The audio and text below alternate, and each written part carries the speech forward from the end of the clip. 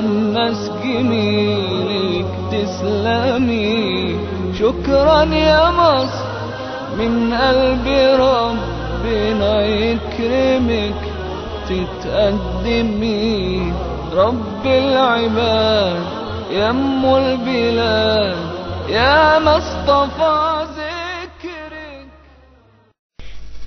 السلام عليكم ورحمة الله وبركاته.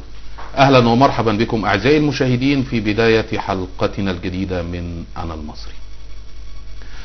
اليوم 25 من يناير، الذكرى الثانية لثورة 25 من يناير عام 2011، عندما خرجت الجماهير في كل ميادين مصر وشوارعها وحواريها لتزأر وتنتفض، فسقط النظام على زئير وهدير الجماهير. وبعد عامين تصورنا أن نحتفي ونحتفل بذكرى 25 من يناير، إلا أنه يبدو أن الموروث الثقافي والشعبي لدينا أبى أن نحتفي ونحتفل. فإذا ما احتفلنا واحتفينا وضحكنا خرج من يقول اللهم اجعله خير. ومنذ نحو أسابيع ونحن نضع أيدينا على صدورنا مخافة الاحتفاء والاحتفال من 25 من يناير، خشية أن يتحول ميدان التحرير وغيره من ميادين مصر من الاحتفاء والاحتفال إلى هدير الدم على أرصفته.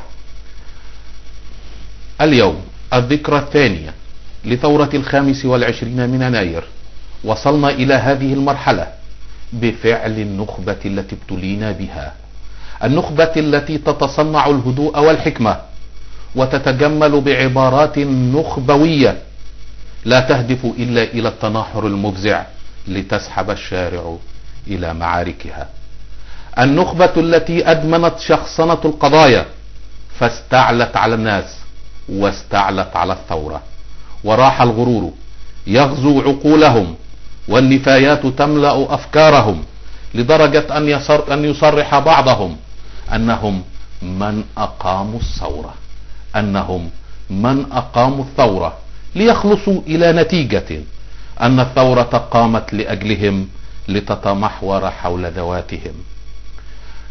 ونطرح السؤال: هل يمكن أن يحرق الشعب وطنه؟ الشعوب تثور، الشعوب تنتفض، الشعوب تعمل على إسقاط الأنظمة الفاسدة، لكن الشعوب لا تحرق أوطانها.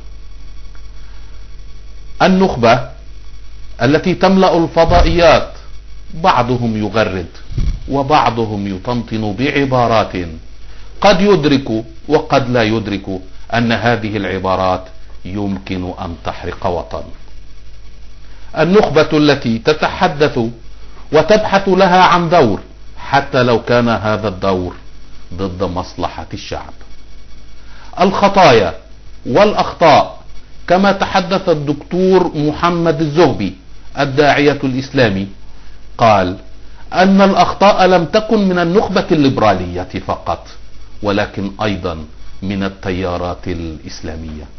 فالإخوان، جماعة الإخوان المسلمين، بعضهم لم يترك الرئيس محمد مرسي ليمارس سلطته الرئاسية نحو الشعب. وهذا ما دفع المستشار محمود مكي النائب السابق لرئاسة الجمهورية لأن يقول أن الإخوان أخطأوا في كثير من المواقف، وأخطأوا في كثير من التصريحات التي صدرت من بعض الرموز، وهذه التصرفات أضرت بالرئيس وزادت من حدة الموقف السياسي. ومن هنا نقول أنه لا بد من إعادة تأهيل لبعض الإخوان الذين ما زالوا يتصورون أن الرئيس محمد مرسي هو رئيس لجماعتهم. نحتفل اليوم ونحتفل، إلا أن الدماء والاشتباكات في كل مكان في محافظات مصر. معنا للتعليق على هذه الحلقة الاستثنائية الأستاذ منتصر الزيات، المحامي بالنقد ورئيس منتدى الوسطية للفكر والثقافة. اهلا بيك. اهلا وسهلا. اهلا وسهلا. كيف ترى المشهد؟ بسم الله الرحمن الرحيم. والله انا لو كنت عايز الخص المشهد ما كنت هلخصه زي ما حضرتك لخصته. هذا التقديم الرائع للمشهد يعني معبر تعبير حقيقي من شجب وإدانة للنخبة الفاسدة. أنا كنت أصفها دائما بأنها النخبة الفاسدة، وأنها النخبة الفاسدة لم تفعل شيء قبل الثورة، وأن الذين خرجوا وثاروا ودعوا إلى الثورة هم الشباب، والنخبة الفاسدة كانت تلعب مع نظام حسني مبارك، وكانت تنفذ أجندته، وكانت تتحرك بالريموت كنترول.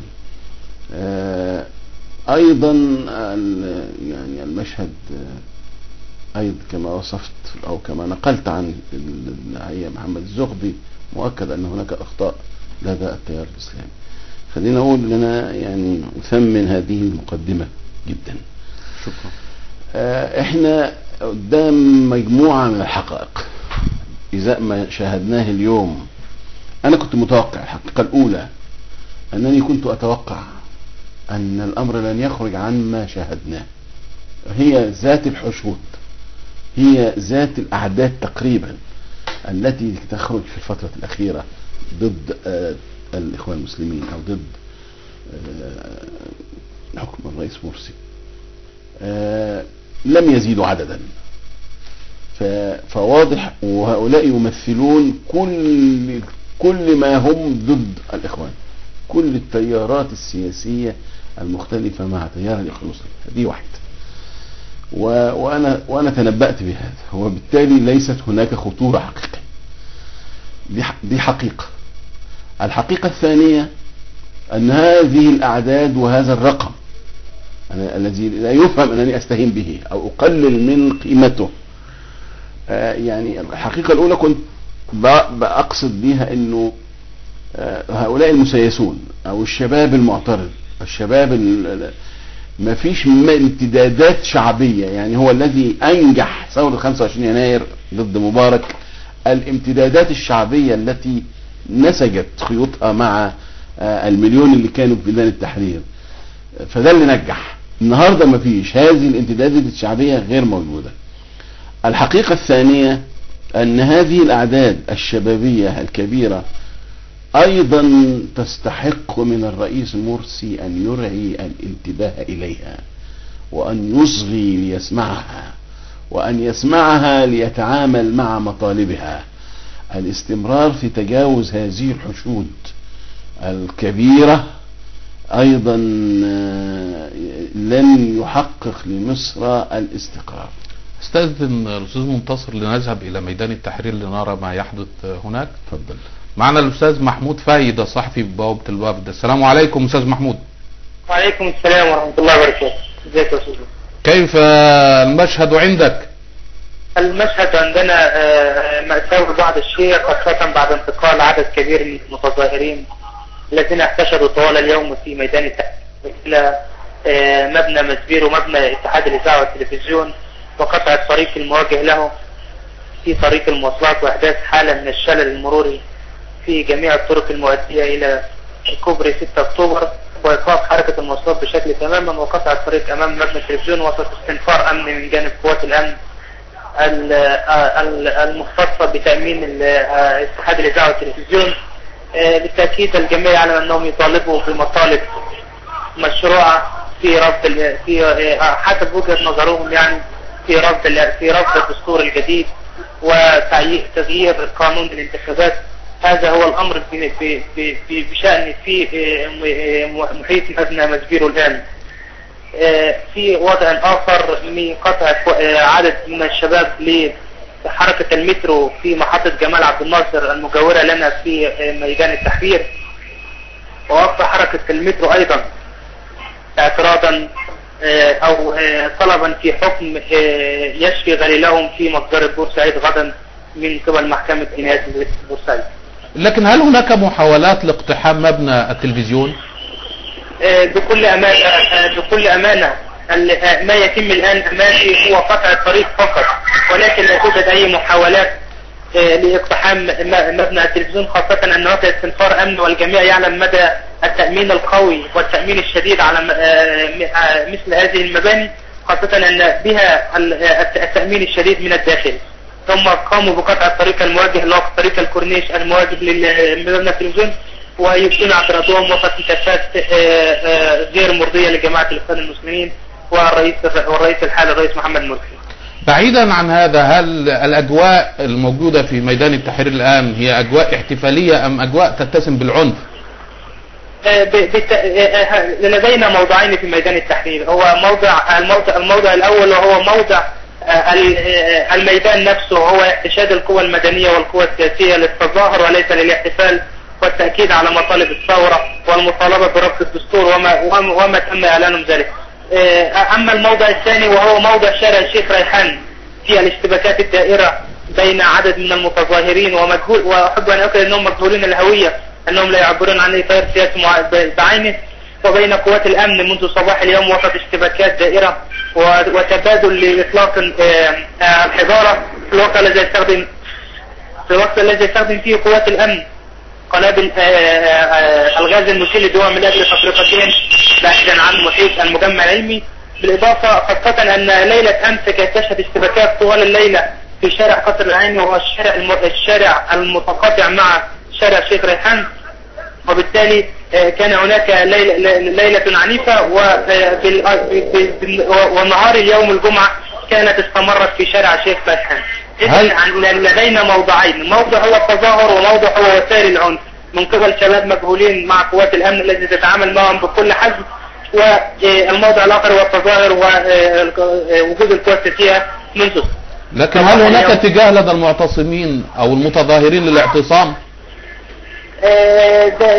دعني أقول لحضرتك أنه بالتأكيد بالفعل هناك بعض المعتصمين، هناك من يعتصم منذ الاحتجاجات على العلاج السوري، ولكن لم تقرر أي من القوى السياسية التي أعلنت عن نزولها اليوم، والتي تحدثنا مع قيادتها التي نزلت الميدان اليوم أنهم نزلوا اليوم من أجل التظاهر ومطالب محددة، وينتظروا جلسة غد بشأن مقدرة بورسعيد. أستاذ محمود فايد، ألف شكر.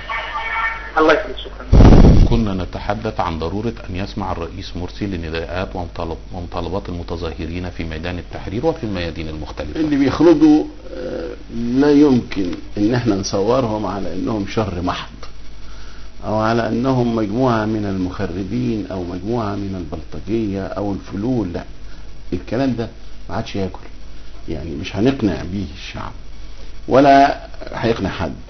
لكن كتير ممن يخرجون للتظاهر والإعراب عن مطالب شبابنا وأولادنا وأهلنا، يعني لديهم مطالب مشروعة ولديهم حالة من الغضب الحقيقي. هنا يحسن ان احنا نسمعهم، ويحسن ان احنا ننتبه علشان حتى لا ينفجر الموقف. فينبغي للرئيس ان يستمع اليهم، وينبغي للرئيس ان يسعى الى تحقيق مطالبهم، خصوصا انها مطالب يعني في المجمل هم يطالبون باسقاط الدستور. الدستور حقه، والرئيس نفسه. والبعض يقول ان خروجنا لميدان التحرير لا يقف عند حدود رحيل مرسي. لا، يعني اللي يعني هتلاقي زي ما قال الاخ محمود فايد، هتلاقي وسط هؤلاء، وسط هذه الحشود، اللي عاوز يعمل عنف، اللي اصلا داخل عشان يعمل عنف، وهتلاقي اللي هو بسقف مطالبه بيزيد الاطاحه بالرئيس مرسي.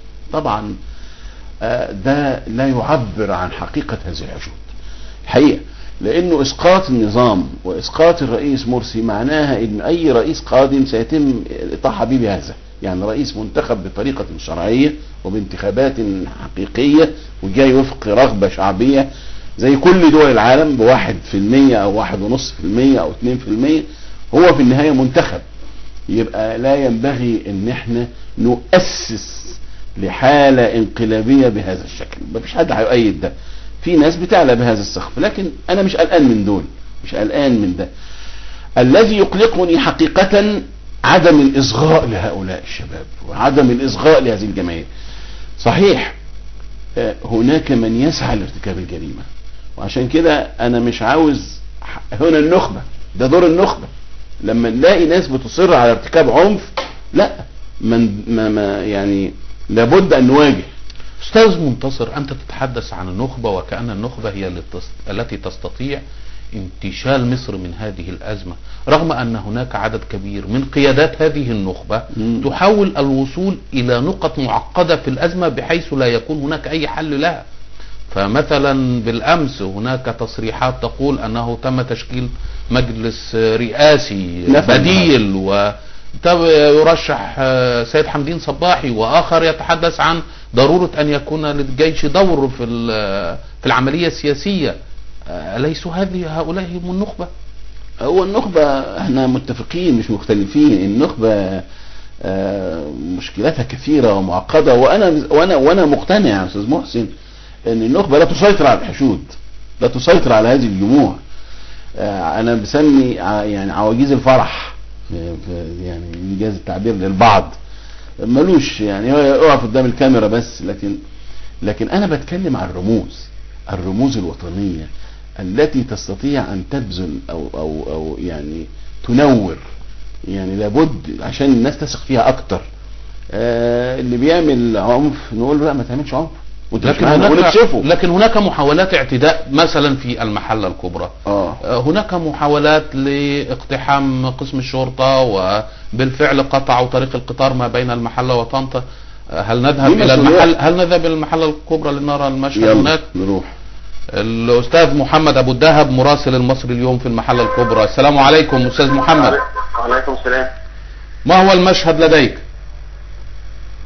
هو دلوقتي مئات المتظاهرين خرجوا بمسيرة من ميدان الشون في اتجاه مجلس مدينة المحلة. طبعا مش عارفين لسه هل هيحصل استحام لمجلس مدينة المحلة على ضرر بعض المحافظات الأخرى، ولا هتبقى وقفة احتجاجية بس قدام المجلس.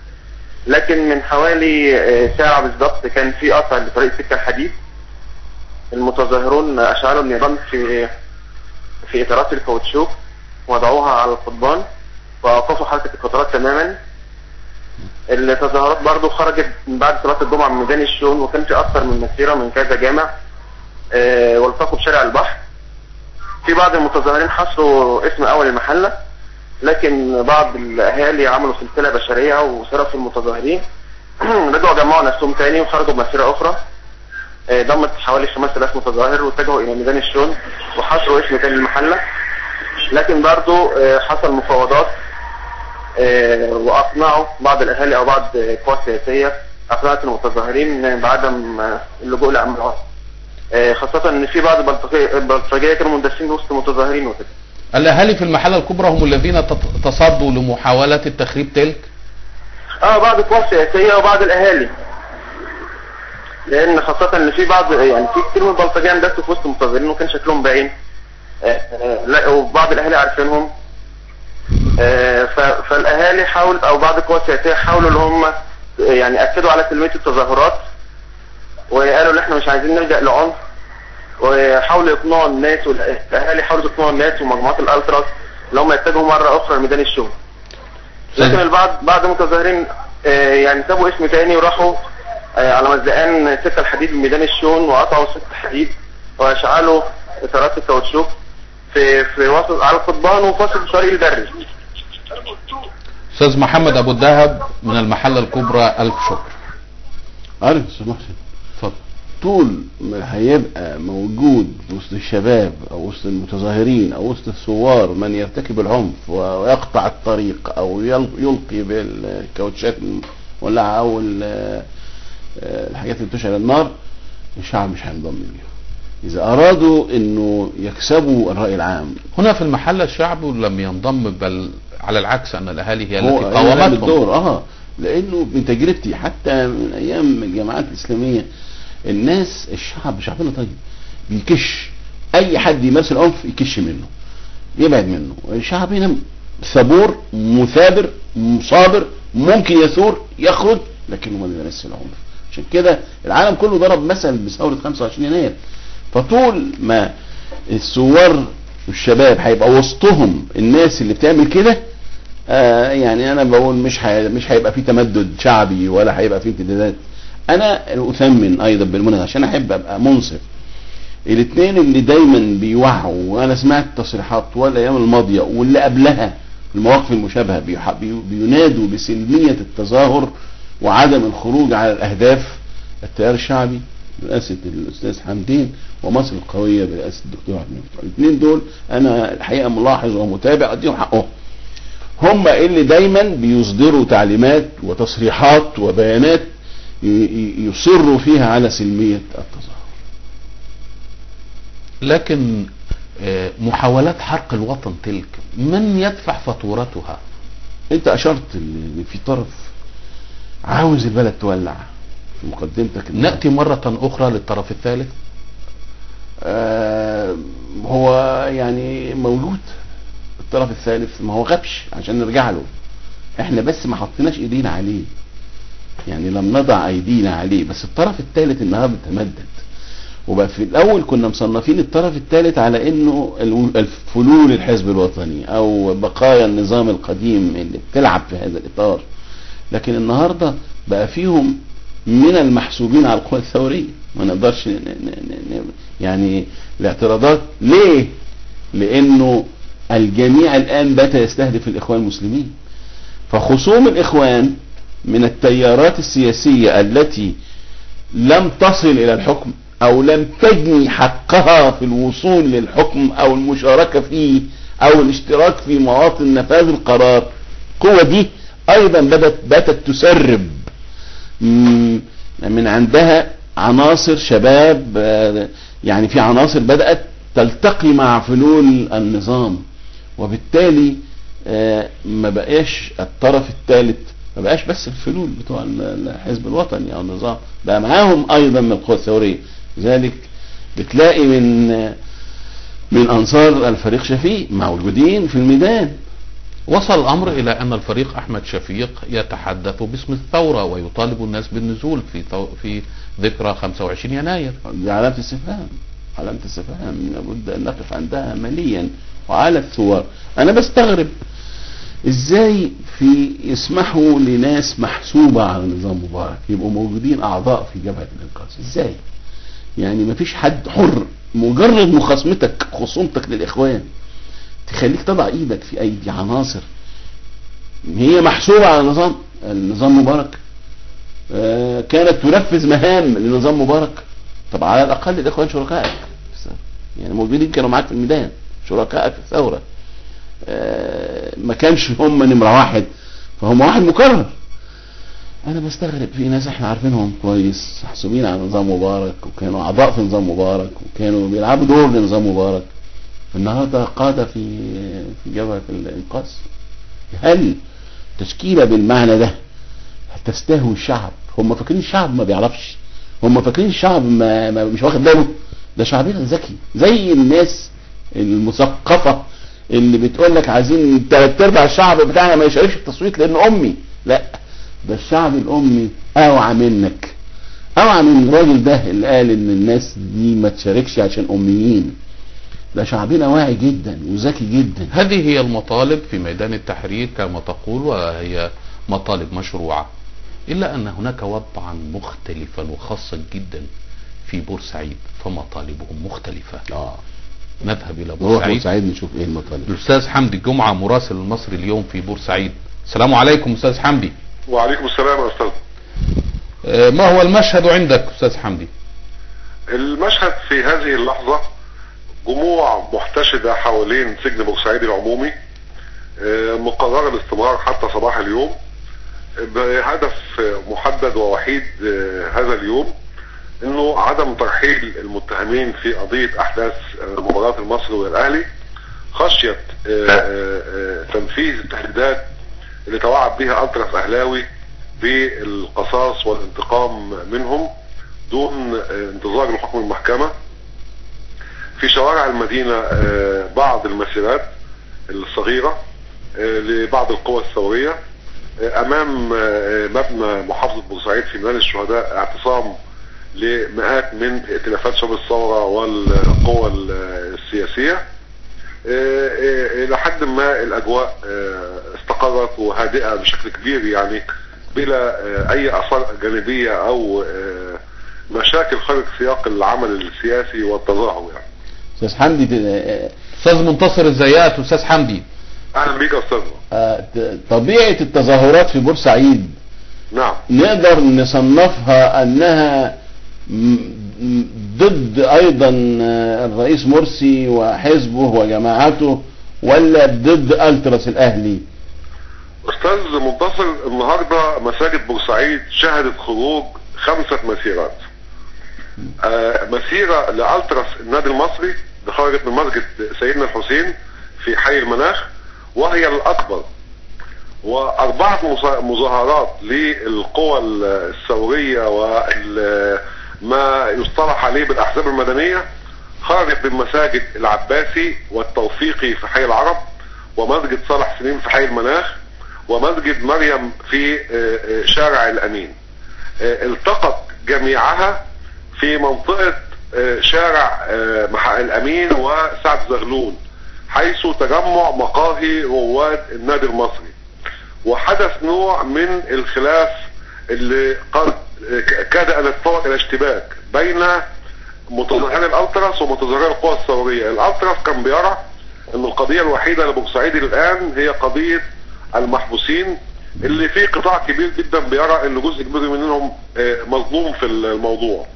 القوى الثورية كانت بترى انه الهدف الاشمل هو الثورة، لكن الكثرة العددية لجمهور الالتراس فرضت الامر الواقع، وتحولت المسيرة بالكامل الى سيطرة روابط الالتراس ال3، وتوجهت الى سجن بورسعيد في اعداد لا تقل عن 15 الى 20 الف متظاهر. والاول مرة نرى وجوه جديدة وجمهور جديد خرج في شوارع بورسعيد اليوم تعاطفا مع فكرة عدم ترحيل المتظاهرين للقاهرة. لكن هل انتشرت دعوات منذ امس استاذ حمدي بمحاولات البعض الحديث عن استقلال المدينة؟ هذه الدعوة يا أستاذنا الفاضل خرجت عقب أحداث مباراة الأهلي في فبراير الماضي، عندما تحدث البعض عن حصار بورسعيد وقطع الإمداد عن بورسعيد ومنع بورسعيد من كذا وكذا، والجيش في وقتها بروز هذا الحصار بإرسال طائرات البورسعيدية اتريقوا عليها وقالوا طائرات كشري محملة بالمكرونة والصلصة إلى بورسعيد، في تصوير وكأنه بقينا في حالة مجاعة يعني. فخرجت من باب السخرية من الامر دعوة ما يسمى بدولة بورسعيد، وبعض الظرفاء تفضل استاذ حمدي. وبعض الظرفاء اصطنعوا علم للمدينة هو نفسه العلم المصري مع استبدال اللون الاحمر باللون الاخضر، والبعض قال ان احنا كل واحد هيبقى عنده لانش بدل ما يبقى عنده عربية، ونروح نشتري الخضار بتاعنا من قبرص على سبيل التفكك والتندر من الامر، لكن ما هياش دعوة انفصالية بالمعنى الحقيقي او بالمعنى السياسي. استاذ حمدي جمعة مراسل مصر اليوم في بورسعيد، الف شكر. هذه هي بورسعيد الباسلة. بورسعيد هذا يجرنا للحديث عن القضية الرئيسية في الامر. انا كان نفسي اساله تفضل. القضية الرئيسية في غاية التعقيد، وهي دي اللي هي القضية، ده انه اهالي بورسعيد بيدافعوا عن ولادهم، لكن ايضا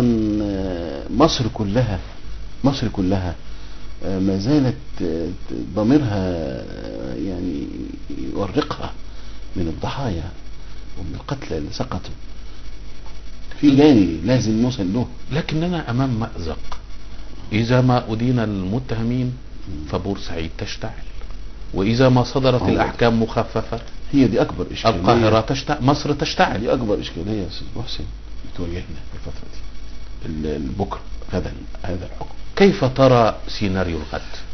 شوف، اول حاجة شعور الناس بعدم وجود دولة القانون هو الذي ينحى بالقضية الى هذه المناحي بعيدا عن القانون. لو استقر في يقين الناس ان الدولة الان دولة قانون، وان سيف القانون القاطع لابد ان يطول الجاني، لا اعتقد ان بورسعيد كانت ستعترض. وكيف يصل هذا الامر الى يقين الناس؟ هو يعني خاصة ان القضاء كان ملاذا للشعب في مواجهة يعني هو السلطة الفاسدة. والغريب انه يعني الاستنفار لبكرة او لحكم واستغلاله ضد الرئيس محمد مرسي، ما هي دي برضه حكاية يعني غريبة.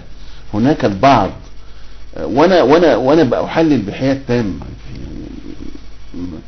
يعني تفضل، ونحن نعلم ان لديك سماحة فكرية يعني. البعض فعلا بيستغل هذا الكارت، هذه الأزمة الحقيقية اللي بتواجهنا، والمفروض يكون عندنا قدر كبير من المسؤولية لتوجيهه إلى صدر الرئيس محمد مرسي، في حين إنه الرئيس محمد مرسي نفسه في أزمة مع القضاء، يعني في أزمة مع القضاء المصري، واحنا عارفين إن الأمر متوتر تماما. لكن حتى لو كانت هناك أزمة بين الرئيس والقضاء، هل يمكن أن ينازل القضاء الرئيس في منازلته تلك ما يتعلق بالأحكام؟ لا طبعا اطلاقا، يعني هو ده اللي انا كنت هخلص اليه.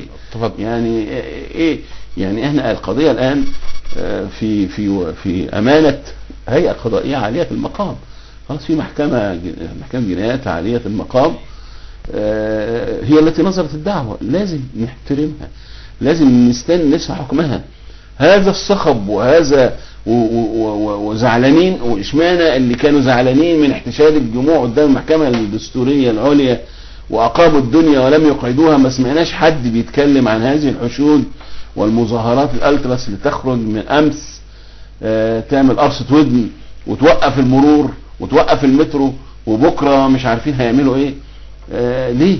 يعني ده القضية لدى محكمة، والمحكمة هي التي تنظر، مش الرئيس مرسي، واللي أحالها النائب العام السابق مش النائب العام الحالي. يعني المسألة لكن البعض يريد أن يقذف باللهيب في حجر الرئيس محمد مرسي. أنا أتصور أنه النائب العام قدم طلبا بإعادة القضية إلى المرافعة، طلب أي طرف من أطراف الخصومة له أن يقدم أثناء حجز الدعوة للحكم طلبا لإعادة الدعوة للمرافعة إذا كان لديه جديدا يريد أن يقدمه، مستندات أو طلبا جوهريا لو لم يبدأ أو لم حينما يبدأ سيغير وجه الرأي في الدعوة. فالمحكمة بتقدر أهمية الطلب حينما يصل إليها، ثم من مكنتها وصلاحيتها القانونية أن تعيد المرافعة الدعوة إلى المرافعة لتستلم المستندات بصورة رسمية ولتستمع إلى الطلب من الدفاع فيما يريد أن يبديه. هذا حق المحكمة، لا يعني هذا سائغ ومقبول وقانوني تماما. البعض لا يستوعب هذا، ولكن ده وارد. المحكمة الآن تقدر. هل يستطيع أحد أن يجزم أن المحكمة سترفض أو تقبل طلب النائب العام؟ لا يمكن. صاحب الحق في تقدير أهمية وجدية طلب النائب العام هي المحكمة وحدها دون غيرها. فكل ده في علم الغيب. لكن أنا الذي أريد أن أخلص إليه قانون عشان نشاهد يبقى معانا، من حق المحكمة أن تعيد الدعوة للمرافعة، من حقها إذا قدرت أهمية الطلب. وأنا أعتقد حينما يقدم النائب العام طلبا ويبدي فيه أن تقرير لجنة تقصي الحقائق الذي وصل إليه والذي شرع في التحقيق فيه يحتوي على بعض المعلومات التي ربما تؤدي إلى وجود متهمين جدد ووقائع جديدة في قضية المثارة أمام القاضي. أعتقد إذا كان هذا حينما يصل إلى المحكمة طلبا بهذا المعنى من النائب العام، المحكمة ستعيد فتح باب المرافعة في القضية. يقول الفقهاء أننا أمام 3 سيناريوهات: إما أن تتصدى المحكمة غدا فتصدر حكما، أو تفتح باب المرافعة، أو تتنحى المحكمة، أو تمد أجل النطق بالحكم. ده رابع سيناريو، رابع تمد أجل. نعم، وارد أن المحكمة أولا في تقديرها للمؤامرة، ثانيا في أنها لم تنتهي بعد من قناعة، يعني لم تخلص إلى قناعة، من حقها أن تمد أجل النطق بالحكم لمدة. او مدتين، يعني تمد شهر شهرين. هذا سيناريو رابع انت خدتش بالك منه. ولكن تتحدث عن اليقين القانوني، لكن الالتراس يصرون على انه لابد وان يصدر حكما بالغد. اذا وصلنا للمرحلة دي وان هناك قوى او اطراف او افراد او مواطنين او جماعات او تنظيمات او احزاب ترهب المحكمة وتلزم المحكمة، يبقى ينبغي يعني ان نعود الى شريعة الغاب، ومصر عليها العوض. وما تكلمنيش عن القانون، وما تكلمنيش عن المؤسسات، وما تكلمنيش عن مصر ولا بكرة ولا اولادنا ولا مستقبلنا. الاسكندرية هي الاخرى تشتعل، هل نذهب الى الاسكندرية؟ نذهب ونعرف ايه اللي بيحصل هناك. الاستاذ عمرو حافظ من الاسكندرية. السلام عليكم ورحمة الله وبركاته. عليكم السلام ورحمة الله. كيف الحال عندك استاذ عمرو؟ الحال عندي ان اسكندرية النهاردة شهدت عدة مشاهد ساخنة جدا متفرقة في اماكن. نبتدي بالاول من قدام محكمة الحقانية، حيث قام بعض الناس من الاهالي الاسكندرية بعمل سلاسل بشرية لحماية محكمة الحقانية. كان في بعض العناصر الغير مألوفة اللي حاولت اقتحام المحكمة، ولكن تصدت لها الاهالي. توجهت هذه العناصر الى قسم المنشية وحاولت اقتحام قسم المنشية، ولكن استطاع القوات اللي جوه قسم المنشية وقوات الامن المركزي ردهم مرة اخرى. ده كان المشهد الاول. بالنسبة للمشهد الثاني لو بصينا عليه هنلاقيه قدام مسجد القائد ابراهيم، حيث توافد المتظاهرون امام المسجد قبل الصلاة بحوالي ساعة او ساعتين، وقام البعض بانشاء خيمتين تقريبا بس في حديقة الخالدين. وكان في ترديد الهتافات اللي هي طبعا بتنتقد الحكومة وتنتقد الدستور وتطالب باسقاط الحكومة واسقاط الدستور. عقب صلاة الجمعة مباشرة تم انطلاق مسيرة من امام مسجد القائد ابراهيم، اخذت شارع شامبليون وشارع صفية زغلول حتى وصلت الى المجلس الشعبي المحلي. مجرد وسيلة هذه المسيرة الكبيرة الى المجلس الشعبي المحلي كانت هناك تشكيلات امنية لحماية المجلس الشعبي المحلي من اي اقتحامات. تم حدوث اشتباكات ما بين المتظاهرين، الاعداد كبيرة جدا من المتظاهرين، ما بين قوات الشرطة اللي هي ردت بالغاز المسيل للدموع. طبعا لازال الحال او الوضع الى الان ما بين الكر والفر امام المجلس الشعبي المحلي. لم ترد هناك اي محاولة، لم يستطيع احد اقتحام المجلس الشعبي المحلي. التشكيلات الامنية لازالت موجودة بتدافع عن المجلس الشعبي المحلي، ولكن هناك في بعض الاصابات. وصلت تقريبا الاصابات الى حوالي 9 اصابات، كلها عبارة عن جروح ربية واختناقات نتيجة الغاز المسيل للدموع. كان في برضه اشتباه في بعض الاصابات. هناك بعض لواء الشرطة اصيبوا تم نقله الى مرفق الاسعاف. المشهد الثالث بالنسبة كان قدام بالضبط قناة التلفزيون اذاعة الاسكندرية، حيث كان في مسيرة قادمة من شرق المدينة تتوجه الى اذاعة الاسكندرية، ولكن تم حمايتها تماما من خلال التشكيلات الامنية. طبعا الشارع السكندري الان حضرتك لو تمر في الشارع السكندري وتبص للشارع السكندري تكاد الاسكندرية خاوية على عروشها تماما. في وسط المدينة تماما، واهم الشوارع اللي هي موجودة في وسط المدينة اذا قلنا ميدان المنشية وميدان محطة رمل وشارع سعد زغلول وشارع صفية زغلول وشارع الملك فؤاد وشارع السلطان حسين، كل هذه الشوارع تكاد خاوية تماما. تم اغلاق جميع المحلات، جميع الكافيتريات يكاد يكون ما عليهاش اي حد او اي من الزبائن. شارع ابو قير اللي هو الشارع الرئيسي اللي انا بكلمك دلوقتي من عليه حضرتك، تبص لشارع ابو قير، شارع ابو قير يعني الحركة المرورية فيه يكاد عدد السيارات اللي بيمر في الحركة المرورية في الشارع يعني يكاد تكون مش موجودة. طبعا حضرتك سامع الهدوء، يعني انا بكلمك على شارع ابو قير اكبر شارع رئيسي في اسكندرية، تمام. وبص حضرتك الحالة بتاعته حالة هدوء ازاي، يعني فضل كثير من الاهالي الجلوس في المنازل في هذه الفترة وهذا الوقت. هل هذا يعني كما يقول الأستاذ منتصر الزيات أن الأهالي أبدا لن ينخرطوا مع المتظاهرين طالما أنهم يلجأوا للعنف؟ هو عادة حضرتك أي لجوء لتصرف عنفي هو مرفوض من الأهالي تماما، ومرفوض من أي حد أو أي أحد من القوى، سواء من الثوريين أو من الإخوان المسلمين أو من أي تيار عموما. والناس يعني العقلانية بترفض العنف تماما. فيها تعبير عن الرأي، لان اي عمليات عنف هي عمليات تخريب وليست عمليات تظاهرية. تظاهر وتعبير عن الرأي بطريقة سلمية، تمام. فاذا كان هناك تعبير عن الرأي بطريقة سلمية بيلاقي استجابة كبيرة جدا. انا عايز اقول لحضرتك ان في خلال فترة من الفترات كان بتنزل اعداد في شوارع الاسكندرية، في شارع ابو قير تكاد تعدي 40,000، ساعات تعدي 50,000، ولكنها مظاهرة سلمية ما كانش بيحصل فيها اي تخريب او اي عمليات اخرى، كانت بتلقى قبول من لدى الناس، وكانت بتوصل الرسالة بتاعت الرسالة التظاهرية اللي هي عايزة توصلها بدون اي انتقادات من اي حد. هل كان هناك تواجد لمجموعات الالتراس او البلاك بلوك؟ لا، هو كان في تواجد لجماعات البلاك بلوك، كانت موجودة في المسيرة اللي هي متجهة الى المجلس الشعبي المحلي، وكانت عبارة عن صف من البلاك بلوك بيستردوا الاقنعة السوداء. وقاموا برضو بلاك بلوك النهاردة بقطع طريق الترماي الصبح قبل الصلاة حوالي ساعة، كما تم برضو قطع طريق الكورنيش، ولكن ليس البلاك بلوك لوحدهم، كان البلاك بلوك ومعهم بعض التيارات الاخرى.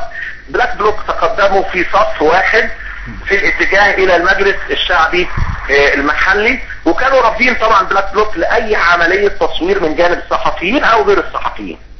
استاذ عمرو حافظ، الف شكر.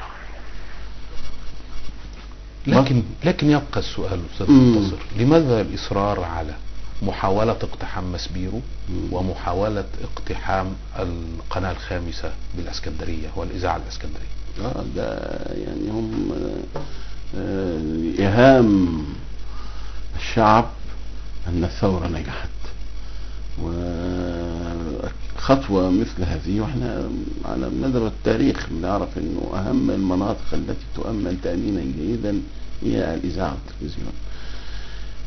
إذا وصل أحد إلى الإذاعة والتلفزيون وأذاع منها بيانات، أكيد هتبقى مصدر إلهام لآخرين، وهتبقى إشارة قوية لأن النظام بيقع. لكن الأهالي مرة أخرى هم الذين يتصدون لها، وده تكشف على أنه ليس كل المتظاهرين خلص، مش كل المتظاهرين سلميين، مش كل المتظاهرين بيرفعوا مطالب جسمهم العام صحيح كده، لكن وسطهم ناس بتعمل غير كده. ليه؟ ده السؤال. ازاي هيبقى هؤلاء بعيدا عن المحاسبة والمساءلة على مدى سنتين؟ بيمارسوا ده ايام المجلس الأعلى للقوات المسلحة، بيمارسوا ده، ودلوقتي في ظل وجود الرئيس مرسي بيمارسوا ده. خليني اقول لك بقى، لماذا الاصرار على وجود حكومة هشام منديل؟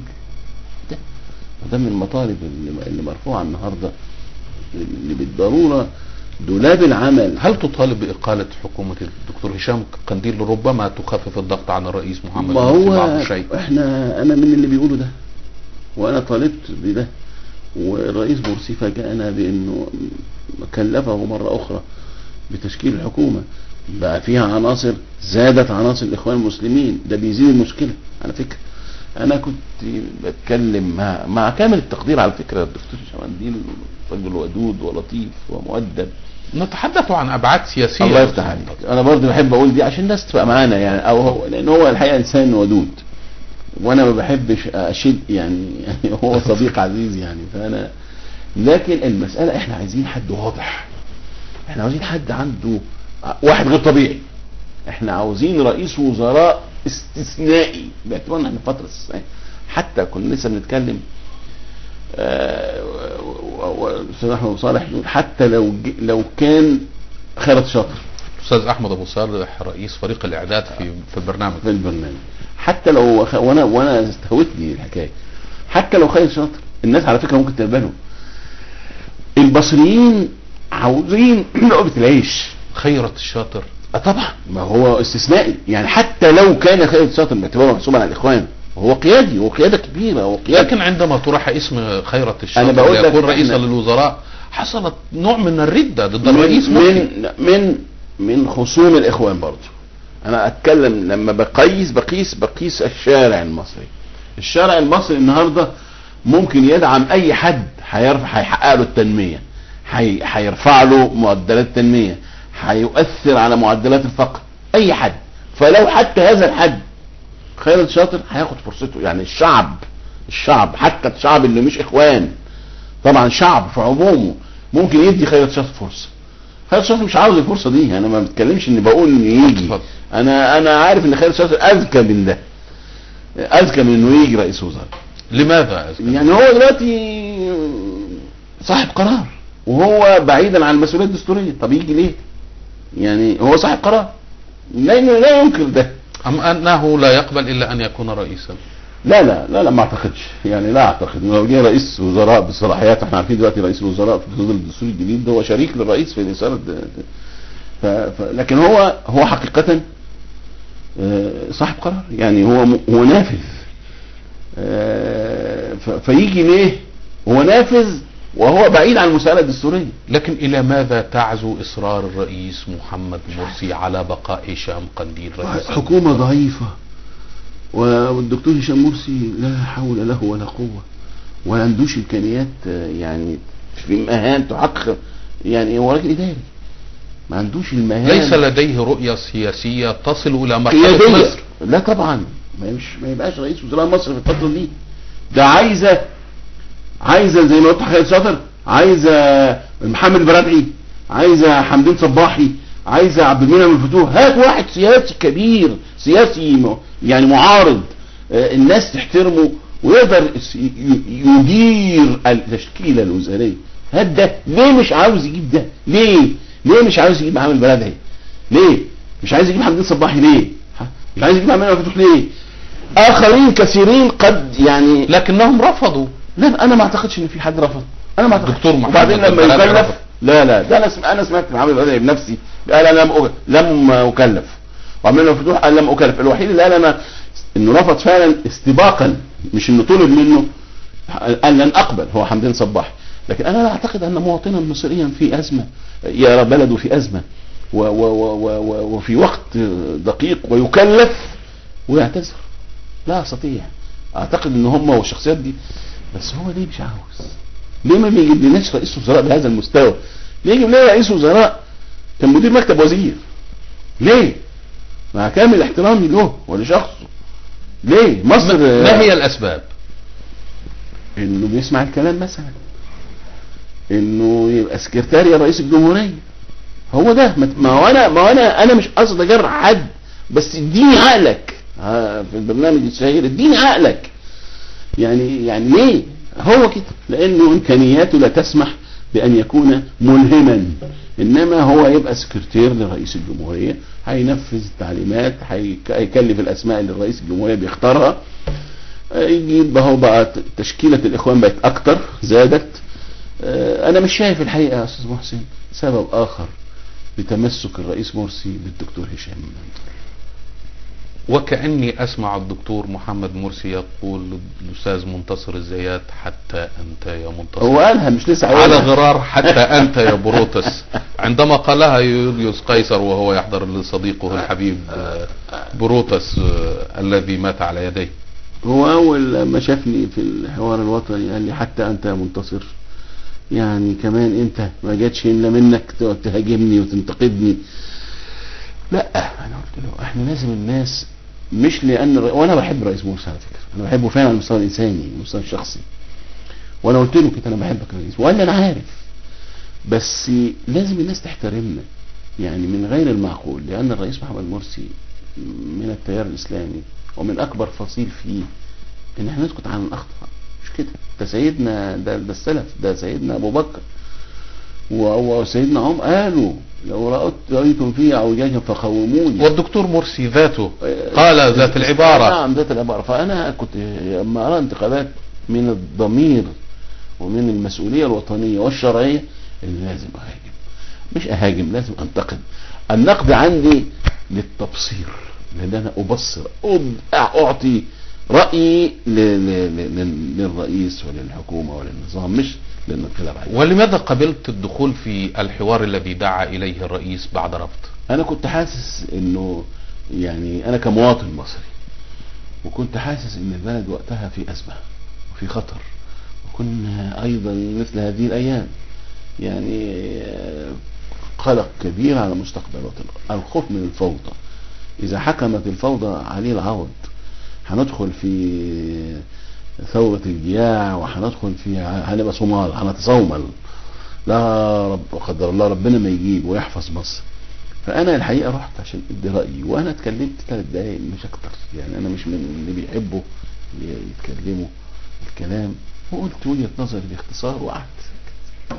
قلت لهم لازم نخفف حده الانفعالات. الناس لما تلاقينا بنحيل للنيابه الذين احتجزوا المواطنين امام القصر الاتحاديه، والذين اشعلوا الحرائق في مقرات الاحزاب، نقدمهم للنيابه يتحقق معهم نستهدف، حتى لو كانوا من مؤيدين الرئيس. لان في لقطات على الفيديو على اليوتيوب لعناصر محسوبه على الرئيس احتجزت مواطنين وحققت معاهم وعذبتهم، لازم يقدموا الى التحقيق. نمره 2 الغاء الاعلان الدستوري. نمره 3 تاجيل الاستفتاء. هذا اللي انا قلته، رحت اقدم وجهة نظري. لكن لما تتحول الحوار الوطني المكلمة، لا ماليش فيه، ماليش راغب في ان انا ابقى في الكدر. لذلك انا حضرت جلسة الحوار الوطني الاولى، هي جلسة وحيدة ولم احضر بعدها. لماذا لم تحضر بعدها؟ ما انا بقول لك ما بحبش ابقى في الكدر، مش هاوي ابقى جنب. لكن كما ذهبت في المرة الاولى من اجل مصلحة الوطن، يمكن ان تستمر من اجل مصلحة الوطن. الخطر وقتها وقف، لكن الخطر الان اكبر وافدح. هم يعني كمان برضو خليني اقول لك حاجة، لما يتحول الحوار الوطني المكلمة لا فائدة منه، هروح ليه؟ يعني هروح ليه؟ ما هو اذا كان الدكتور محمود غزلان المتحدث والناطق باسم الاخوان المسلمين يقول الحوار الوطني لا يلزمنا، لا يلزم مجلس الشورى، ولا يلزم مين؟ مش عارف انا. طب بنتحاور ليه بقى؟ يعني اذا كان الرئيس الذي يرعى هذا الحوار ويجي قيادي كبير في الاخوان المسلمين يقول الحوار الوطني لا يلزمنا، طب انا اروح ليه؟ يعني ببساطه شديده اروح ليه؟ وانا يا استاذ محسن وانت يعني خابرني ومعاشرني، انا لا احب الفانتازيا، يعني ما بحبش اعمل شو واعمل بيان للانسحاب لا، انا رحت واديت مهمتي وقعدنا 12 ساعه وخلاص انتهى. بعد كده قالوا لجنه قانونيه هتجتمع. انا مش دستوري، انا قانوني بس مش دستوري. ولكن الرئيس مرسي مثلا بالامس عندما القى خطابا بمناسبه المولد النبوي الشريف دعا مره اخرى كافه القوى والتيارات للحوار. انا ضد ثقافه المقاطعه بالمناسبه، بس فعلا خليني احس ان حواري ده هينتج اثرا نتفق عليه. لكن اذا كنا هنروح ومفيش يعني نتيجة لهذا الحوار، طب انا اروح ليه؟ يعني اروح ليه؟ انا بت اتفهم كثيرا لاءات المعارضة، لاءات جبهة الانقاذ الحقيقة، يعني لازم ابقى منصف، لانه يعني اذا انا هروح اتحاور على طاولة وانا رهن بتوجه الحاكم او الرئيس او الحزب الحاكم، يبقى انا ايه جدوى هذا الحوار؟ ايه الفايدة اللي هتجيلي منه؟ وانت تتحدث عن الحوار وتثمن وتشيد مواقف التيار الشعبي وجبهة الانقاذ وحزب الدستور والدكتور محمد البرادعي. انقل لك عبارة قالها السيد باسل عادل القيادي في حزب الدستور. قال على تويتر بالامس: سنستمر في الحلبة اذا لم ينتهي 25 يناير اليوم بالضربة القاضية للاخوان. اي حوار يمكن ان ينطلق ومن اي ارضية؟ برضو ده مرفوض، برضو ده مرفوض، يعني زي ما احنا بنقول، لكن ده برضو مرفوض. الاستباقة احنا عنده ازاء سلطة شرعية، ازاء نظام شرعي، ازاء رئيس منتخب. المطالب لا ينبغي، وكمان عايزين نتدرب على الديمقراطية، لابد ان نتدرب. احنا واضح ان احنا لسه بدري علينا، لازم نتدرب. صحيح حققنا انجاز تاريخي هام في 25 يناير حطينا 11، لكن واضح ان احنا في النواحي التوابع، في النواحي الاجرائيه لسه دون المستوى. انا افهم ان نمارس التظاهر السلمي، لكني لا افهم ابدا قطع الطريق.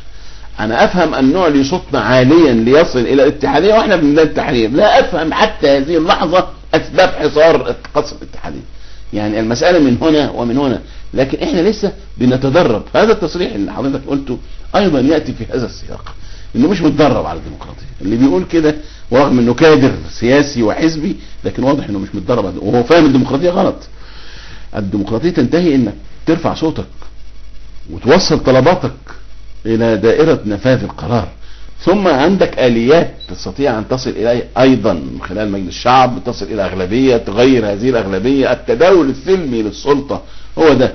انما الاطاحة برئيس منتخب ده امر مرفوض. هم يقولون ان اذا كان الدكتور مرسي قد جاء بالصندوق، لكن الدكتور محمد مرسي جاء بفعل هذه الجماهير التي اطاح بالنظام السابق، وهذه الجماهير هي التي ستخلع الرئيس محمد مرسي دون حديث عن اذا الصندوق، خرج عن واجبات وظيفته، دون حديث عن الصندوق. لا لا لا لا، ده كلام غلط. يعني احنا كلنا كنا متفقين على ضرورة الاطاحة بمبارك، لان مبارك اجرم في حق الشعب. انما الرئيس مرسي لم يخرج عن واجبات منصبه ولا مهمته، فلا يجوز الخروج عليه. لكن هذه التصريحات تخلق حالة من الاحتقان في الشارع. فالتيارات الإسلامية مثلا الشيخ الدكتور عصام دربالة يقول أن سقوط أو المطالبة بسقوط حتى اللحظة أن سقوط مرسي يعني موت الجميع. هذه حالة احتقان، تصريحات في مواجهة تصريحات، تصريحات غير مسؤولة في مواجهة تصريحات غير مسؤولة. يعني لا تؤدي إلى ما نصبوا إليه في هذا الوقت من أجل صالح هذا الوقت، من أجل الجميع إنهم يتعايشوا، من أجل لازم الجميع يتعايشوا، لازم الجميع يفهموا إنه الخروج على قواعد اللعبة الديمقراطية يعني الدمار للجميع، وإن مصر هتقع فريسة الفوضى، وإذا وقعت مصر فريسة الفوضى كلنا سندفع الثمن. هناك مجموعات بدأت بعد الثورة نسمع عنها ويكون لها دور، لدرجة أن بعض القادة وبعض النخبة والسياسيين يستخدمون هذه التجمعات مثل الأولتراس، واليوم أو الأمس مجموعة بلاك بلوك. هذه المجموعات كيف تراها في المشهد السياسي؟ شوف، أنا مش مرتاح لهذه التجمعات، لأنها تجمعات خارج إطار القانون أولا. ثانيا أنا ظاهرة الألتراس مع أنا قلت ده على فكرة، قلته بوضوح لأن أنا محتاج أفهم. كانت حتى قبل الأزمة بتاعت بورسعيد بتحول الولاءات، تحولها من ولاء لله ولرسوله وللدين وللوطن إلى ولاءات لأشخاص، إلى ولاءات لنادي. والولاء ده بيدخل لمرحلة خطيرة، حتى بتشوفها في هتافاتهم وفي انفعالاتهم وشعاراتهم، انه فيها الموت دونه. يعني مين اللي عمل الرابط؟ فكرة الرابط دي، الالتراس دي فكرتها ايه؟ انا شاكك في هذه الفكرة. انا اشك كثيرا في ان الذي قذف بهذه الفكرة في بلادنا يقصد قصدا سيئا، نوايا خبيثة تباعد بين شبابنا وبين الاستقامة. بيتدربوا فين عشان يعملوا الحاجات اللي بيعملوها دي؟ بعيد بمنأى. معقول ما فيش حد بيرصد هذه التدريبات وبيرصد هذه التكليفات؟ وحركاتهم وشعاراتهم منضبطة جدا. يعني دي اكيد محتاج، لا تتم الا بتدريب. طب بيتدربوا فين؟ وازاي بيسمح ليهم بالتدريب على هذا؟ وبرضو الرابطة الاخرى بلاك بلوك الفوضى في مواجهة الفوضى، واقنعة وحلل واواني يعني شكل دي اولا خارج من ضغط قانون. لازم انا يا صالح امس خارج من دار قضاء العالي اول امس ساعة ما كانوا عند البورصة، لواء امن مركزي وانا خارج من القضاء دول وراجل جاي يا استاذ منتصر شوفوا لنا حل، مش معقول كده البلد بتقع، قولوا الرئيس مرسي ولا انتوا الناس اللي مثقفه كلموا. ما ينفعش، القانون لازم يفعل، ما تضحوش بينا. يعني في حالة من الهلع. نصل الى التصالح مع رموز النظام السابق واعادة محاكماتهم. كان لك رأي في موضوع التصالح مع رموز النظام السابق؟ هو التصالح طالما انه في اطار القانون لا شيء فيه. خلينا نتفق، التصالح في قضايا الدم لا يجوز. يعني حد قتل مش هينفع نتصالح معه، ما ينفعش. طيب يبقى ايه؟ التصارع في جرائم المال. إذا كان القانون نظم هذه الوسيلة أهلا وسهلا، يستفيد بها، شريطة أن تكون هناك شفافية. لكن مثلا حسين سالم الهارب في أسبانيا يطرح حلا نص الداخل والخارج والنصف الآخر يعني هو بيطرح نصف اللي هو يعني يتنازل عن نصف ممتلكاته، نصف ممتلكاته والنصف الآخر هذا مال الشعب. مال الشعب لا طبعا الذي يثبت يعني، ما هو إذا كان هيرد المال، احنا مش بنقول نتصالح ونسيب لهم، لا طبعا. أنا قصدي، أنا الذي أعنيه إن القانون ما بيقولش إنك تسيب له وتسيب. اللي طرح حسين سالم ده طرح غير جائز، ده تفاوض خارج نطاق القانون، والوارد في أذهان الناس بهذا الشكل. لا لا لا لا غير أكيد هيرفض هذا الطلب. هو أنا أتصالح أرد اللي أنا خدته درءا للمسؤولية الجنائية زي ما بعضهم بيقول، أنا هرجع اللي خدته أو هرجع الفلوس اللي بيتقال إن أنا خدتها بس أنا ما خدتهاش. هو يقول كده بس عشان أجرأ المسؤولية الجنائية أنا برجعها. المبالغ دي تبقى يا أستاذ محسن مقدرة إما في قرار اتهام في النيابة وإما في حكم قضائي صادر.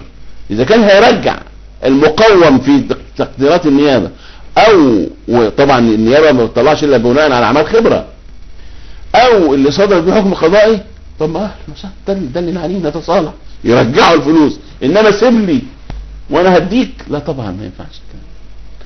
جميل إن أنت لفتت النظر ونحن نتحدث عن القضاء وإعادة محاكمات رموز النظام السابق. كيف تراها؟ هل لجنة تقصي الحقائق وتقريرها يمكن أن يكون إضافة جديدة في إطار المحاكمات الجديدة لرموز النظام السابق؟ والله ممكن. شوف، لجنة تقصي الحقائق احنا طبعا ما نعرفش تفصيلاتها، ما نعرفش انتهت لإيه. التقرير لم يودع، يعني لم يودع لدى الشعب، ودع لدى النائب العام. استلمته النيابة. إذا كانت النيابة هتعيد التحقيق بناء على هذه اللجنة وهذا التقرير وهتنتهي فيه إلى إنه في أسباب جديدة تبرر إعادة المحاكمة، ده شيء قانوني، ده شيء قانوني ولا شيء فيه.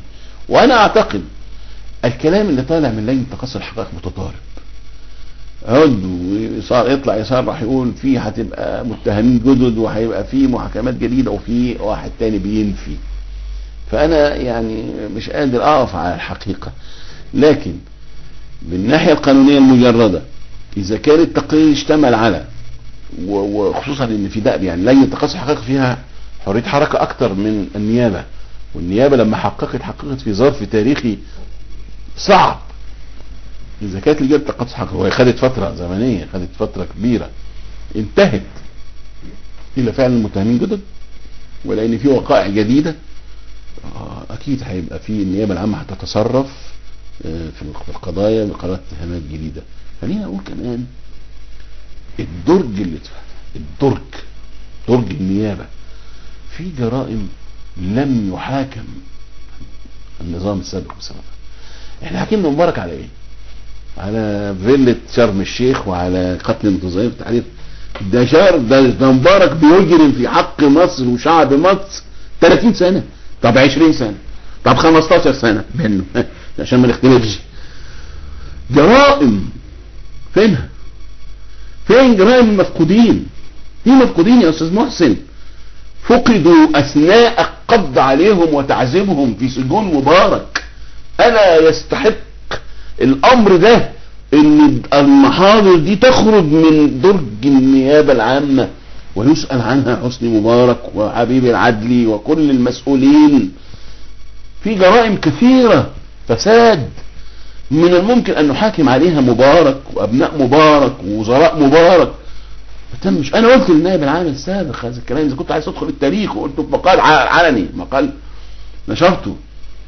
اذا انت يعني الناس بتلومك والشعب بيطالب بإقالتك واطرح انت بتقول انه في اجهزة سيادية حجبت الادلة عنك، حاكم المسؤولين السياديين دول عشان الناس تعرف ان انت شفاف.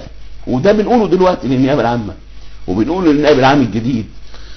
وفي خضم هذه الأحداث في هذا اليوم ماذا تقول للرئيس مرسي؟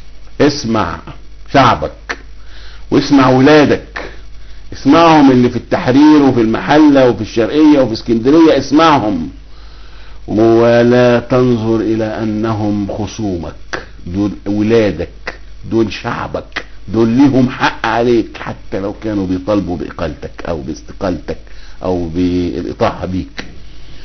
قلت له وبقول له تاني يا ريس وسع المشاركة. انا شايف يا استاذ محسن سبب اساسي للازمة ان الرئيس مرسي وجماعة الاخوان المسلمين لم يشركوا معهم شركاء الثورة في تشكيلة وزارية او في تشكيلة الحكم، سواء في مؤسسة الرئاسة او في الحكومة. طالما بقي هذا الامر على هذا النحو فيبقى التوتر هو سيد الموقف. أستاذ منتصر داهمنا الوقت، ألف شكر. شكرا جزيلا يا سيدي. أعزائي المشاهدين، بهذه الرسالة الأخيرة التي أطلقها الأستاذ منتصر الزيات للرئيس مرسي أن يسمع أولاده ويسمع الشعب مهما كانت طلباتهم، ننهي حلقتنا اليوم، وعلى انتظار في الأسبوع القادم في نفس هذا الموعد. أترككم في حفظ الله.